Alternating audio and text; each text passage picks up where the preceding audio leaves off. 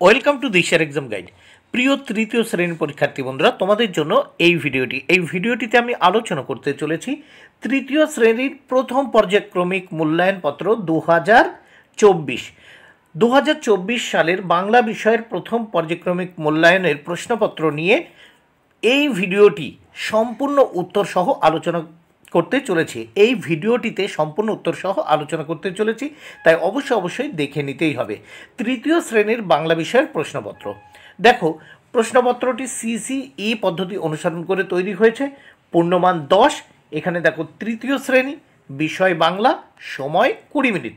নিচে দেখো বিদ্যালয়ের নাম, অর্থাৎ এখানে তোমরা তোমাদের নাম লিখবে। নিচে ছাত্র বা ছাত্রীর নাম, অর্থাৎ ছাত্রছাত্রী বন্ধুরা তোমরা তোমাদের নাম লিখবে, বিভাগ লিখবে, এখানে রোল নাম্বার।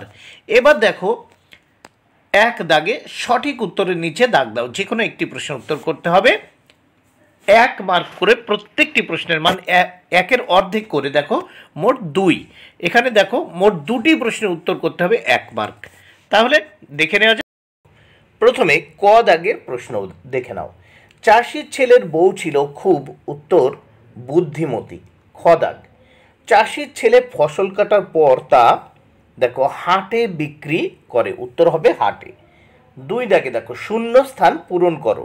এখানে দেখো ক দাগে এখানে ল আছে, এখানে ত আছে, তাহলে এখানে বক্সের ভিতর শ্র আছে আর বর্গীয় জয় জয় হস্যি আছে, তাহলে এটা হবে কি দেখো লজ্জিত। আর এখানে দেখো পারিশ্রমিক, এই শ্রটা মাঝখানে লিখে দিলাম, হয়ে গেল পারিশ্রমিক।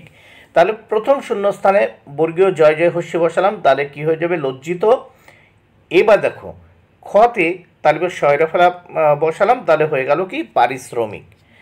এইবার আমরা দেখে নেব 3 দাগে। 3 দাগে কি বলেছে দেখে নাও।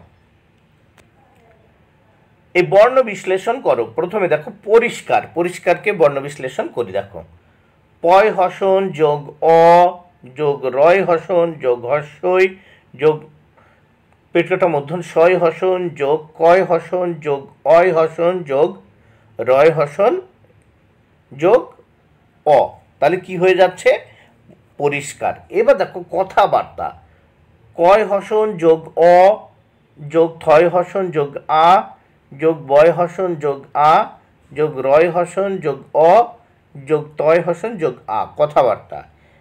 গ দাগে দেখে স্টেশন, দন্ত শয় হসন যোগ টয় হসন যোগ এ যোগ তালিবা শয় হসন যোগ অ যোগ নয় হসন, তাহলে কি হয়ে গেল স্টেশন।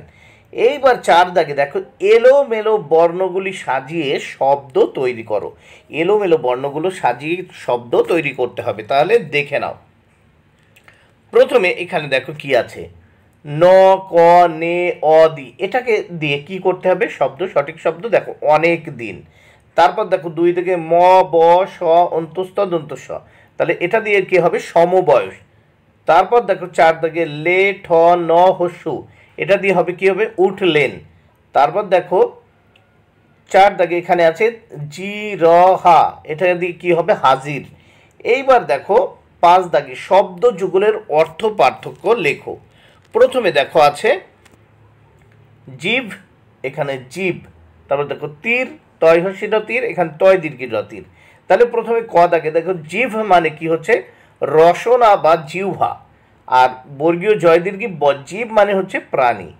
খ দাগে দেখো তয় হস্যি র তীর মানে হচ্ছে বান বা স্বর, যেটা ধনুকে ব্যবহার করা হয়। আর তয় দীর্ঘ র তীর মানে দেখালো নদীর কুল বা তট বা কিনারা। এইবার 6 দাগে আমরা দেখে নেব। 6 দাগে কি বলেছে দেখো, 2-1টি বাক্যে উত্তর দাও। প্রথমে ক, কে সোনার নাম রেখেছিল নদীমাতৃকা, এই নামের অর্থ কি, উত্তর দেখো পাঠশালা সংস্কৃতের দিদিমণি সোনার নাম নদীমাতৃকা রেখেছিল। নদীমাতৃকা নামের অর্থ হলো নদী যার মায়ের মতো। আবার দেখো পাঠশালা সংস্কৃতের দিদিমণি সোনার নাম নদীমাতৃকা রেখেছিল, নদীমাতৃকা নামের অর্থ নদী যার মায়ের মতো। খ দাগে একজন ডাক্তারবাবু কিভাবে সমাজের সেবা করে থাকেন, উত্তর দেখো একজন ডাক্তার চিকিৎসার মাধ্যমে সমাজের সেবা করে থাকেন। বন্ধুরা, ভিডিওটি ভালো লাগলে অবশ্যই লাইক, কমেন্ট ও শেয়ার করো। Thank you very much. Keep watching my channel and my video.